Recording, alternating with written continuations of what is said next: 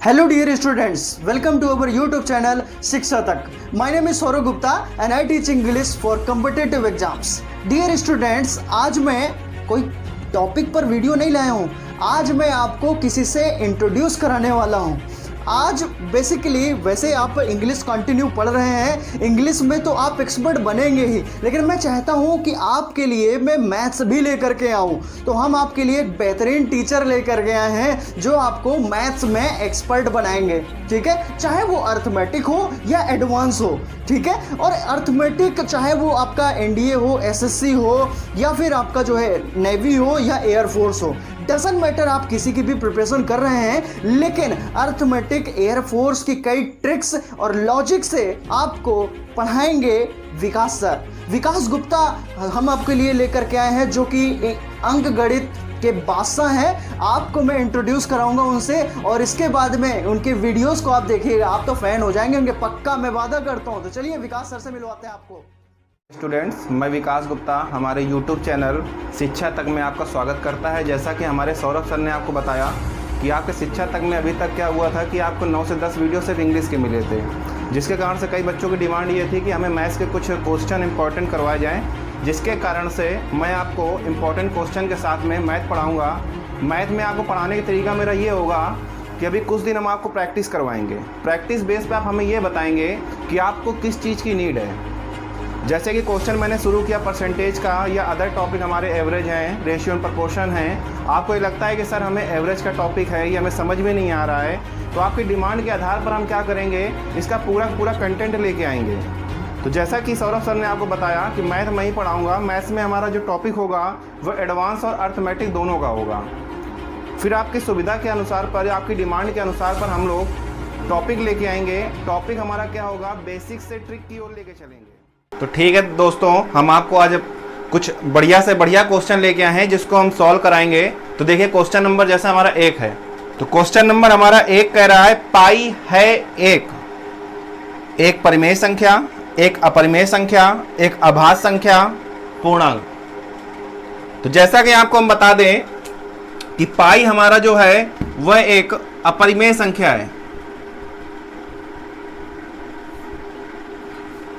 अपरिमेय संख्या क्यों है, क्योंकि पाई के मान अगर बोले जाएं तो पाई के मान हमारे बहुत सारे होते हैं. 22/7 होता है, 3.14 होता है, और अगर डिग्री में बात करें तो थीटा का मान 180 अंश भी होता है जहां पाई का मान होता है. लेकिन अगर हम देखेंगे कि अपरिमेय संख्या क्या होती है, तो अपरिमेय संख्या वे संख्याएं होती हैं जिसे P/Q के रूप में लिखा जा सके, जहां हमारा Q जो होगा वो 0 के बराबर नहीं होगा. तो आपसे अगर बोला जाए पाई एक कौन सी संख्या है, तो आप बोलेंगे पाई एक अपरिमेय संख्या है. कैसे? आपसे बोला जाए सर 22/7 तो हमारा P/Q के रूप में लिखा जा सकता है, तो ये एक परिमेय संख्या हो सकती थी. लेकिन हम आपको बता दें जो पाई का मान 22/7 होता है या 3.14 होता है, वो जो होता है ये लगभग मान होता है, यानी ये इसका वास्तविक मान नहीं होता है. इसलिए हम कहेंगे कि पाई क्या है, हमारी अपरिमेय संख्या है. फिर आते हैं क्वेश्चन नंबर 2 पे.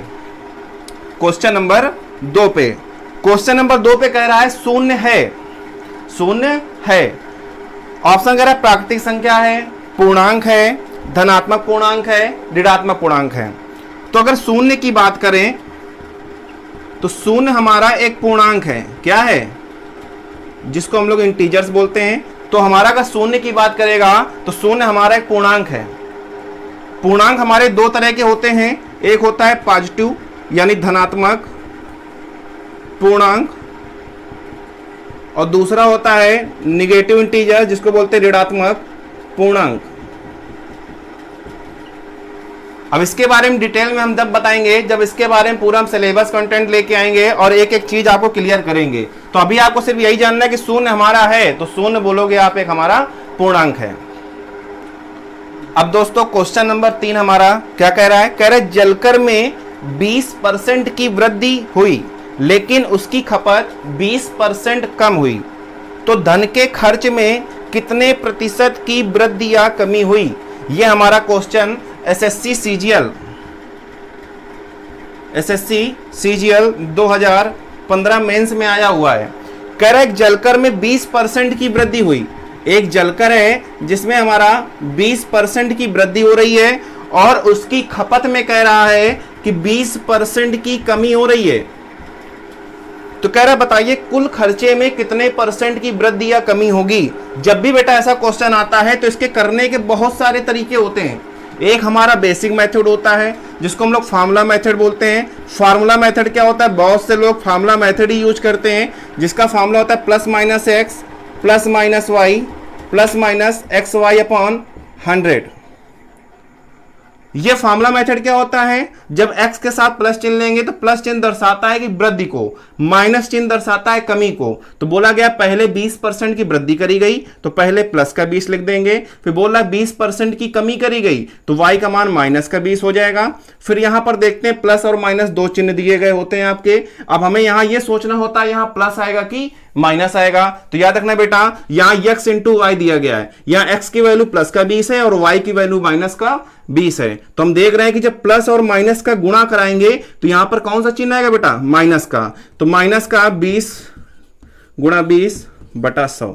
जब देखेंगे प्लस माइनस ये हमारा कटेगा, डबल जीरो से डबल जीरो कटेगा तो देखते हैं -2 इंटू 2 आएगा माइनस का 4%। ये जो माइनस चिन्ह जो दर्शाता है ना बेटा वो कमी को दर्शाता है। किसको दर्शाता है, तो हमारा इसका फाइनल आंसर क्या होगा, 4% की कमी। अब बेटा इसमें हम लोग इसका सेकंड मेथड भी यूज करते हैं। ये ऐसा मेथड होगा इसका सेकंड मेथड जो आपको पूरी की पूरी परसेंटेज से लेकर आपके 5 टॉपिक में काम आएगा। इस मेथड को बोलते हैं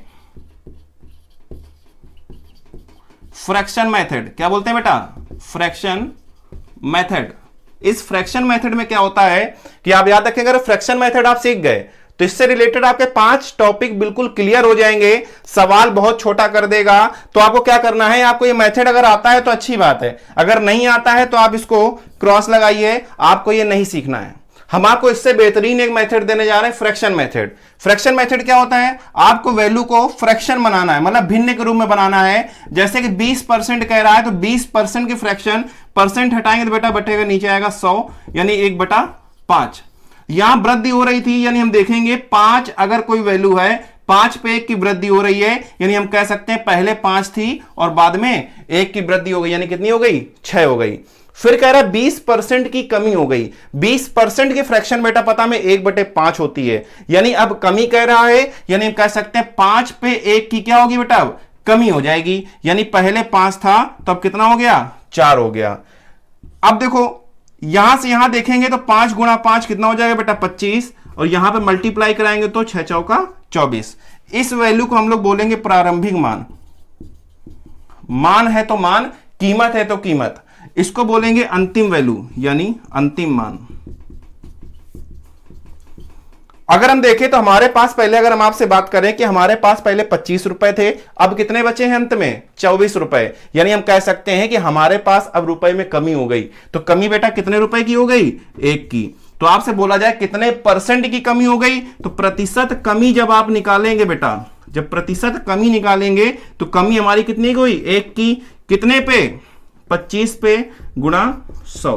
तो हम देखेंगे 25 चौको 100 यानी 4% की कमी। हाँ बेटा क्वेश्चन नंबर 3 हमारा यूपी ट्रिपल लेखपाल 2015 के क्वेश्चन आया हुआ है। कह रहा है किसी वस्तु की कीमत 30% बढ़ाकर फिर से 30% कम कर दी गई, यानी पहले कीमत 30% बढ़ा रहा है और फिर 30% कम कर रहा है। अभी हमने आपको दूसरे क्वेश्चन बताया कि फ्रैक्शन मेथड कैसे यूज करना है। तो 30% की फ्रैक्शन बेटा देखेंगे तो 3/10 आएगी, यानी हमने देखा पहले कीमत क्या है, 10 रुपए है और 30% की वृद्धि कर रहा है, मतलब 10 पे 3 की वृद्धि कर रहा है। मतलब पहले 10 रुपए थे, अब 3 रुपए की वृद्धि कर देगा तो कितनी कीमत हो जाएगी, 13 रुपए। अब फिर से देख रहे हैं यहाँ 30% की कमी कर रहा है, 30% की फ्रैक्शन बेटा 3/10 है, यानी पहले अगर हमारे पास 10 रुपए थे तो 10 में अब 3 की क्या कर रहा है बेटा, कमी कर रहा है, यानी अब कितने बचेंगे, 7 रुपए। अब यहां पे 10 का 10 से गुणा कराएंगे तो 100 रुपए आएगा, यहां 13 का 7 से गुणा कराएंगे तो 91 आएगा। यानी इसको बेटा क्या बोलते हैं, प्रारंभिक कीमत, इसको बोलते हैं क्या बेटा, अंतिम कीमत या अंतिम मूल्य। यानी हम कह सकते हैं पहले हमारे पास 100 रुपए थे, अब कितने बचे, 91, यानी हम देख रहे हैं कि हमारे पास कितने रुपए कमी हो गई, 9 रुपए की। अगर आपसे पूछा जाए प्रतिशत कमी, तो हम बेटा प्रतिशत कमी अगर निकालेंगे तो देख रहे हैं कमी को ऊपर रखेंगे कितने पे, 100 पे, गुणा 100, 100 से 100 कटेगा तो हम कह सकते हैं 9% की कमी।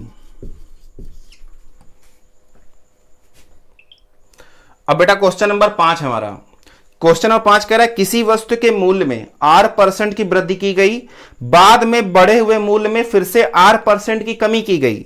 यदि वस्तु का अंतिम मूल्य 1 रुपए हो तो उसका प्रारंभिक मूल्य ज्ञात कीजिए। अब बताइए जब भी ऐसा क्वेश्चन आएगा तो थोड़ा सा टफ लग रहा है आपको देखने पे कि इतने बड़े बड़े आपके ऑप्शन दे रहा है, हो सकता है समझ में ना आए, क्योंकि भाई सीजीएल में आया हुआ क्वेश्चन है तो हल्का क्वेश्चन तो होगा नहीं। इस तरीके के 2-3 क्वेश्चन पेपर में पूछे गए हैं। तो आपको क्या करना है, आपको फिर से बोल रहा है कि R% की क्या की गई बेटा, वृद्धि कर दी गई। इसके बाद में कह रहा है R% की कमी कर दी गई। कमी करने के बाद में इसका अंतिम मूल्य आपको दे रहा है बेटा, अंतिम मूल्य आपको दे रहा है 1 रुपए। ठीक है, तो आपको R% की जब वृद्धि कर रहा है तो आप क्या करेंगे, अपना फ्रैक्शन मेथड यूज करेंगे और R% की फ्रैक्शन बनेगी R/100। यहां R% कमी, यहां भी फ्रैक्शन बनेगी R/100।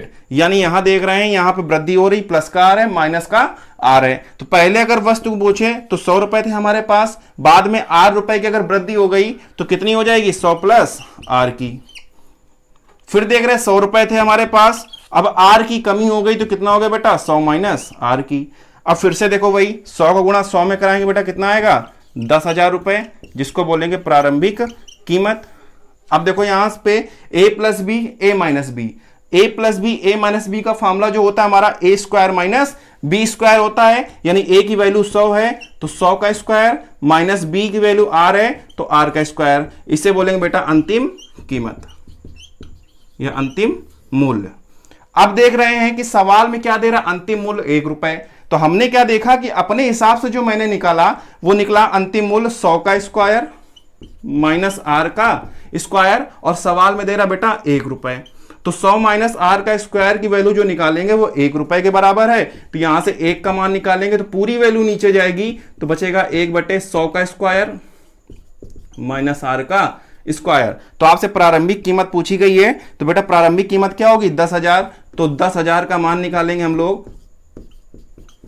वो आ जाएगा 1/100 का स्क्वायर का मतलब क्या होता है बेटा, 10,000 माइनस R स्क्वायर इंटू 10,000।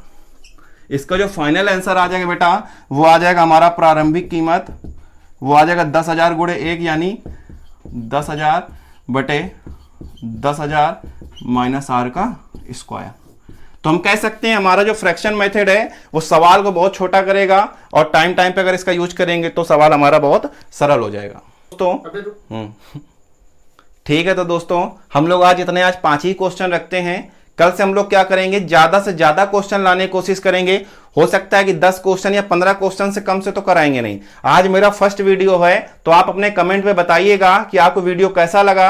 अगर आपको जो टॉपिक आपको दिक्कत लग रही हो तो आप कमेंट में बताइए, कमेंट बॉक्स पे जरूर बताइएगा, जिससे कि हम भी जाने और आपकी मदद ज्यादा कर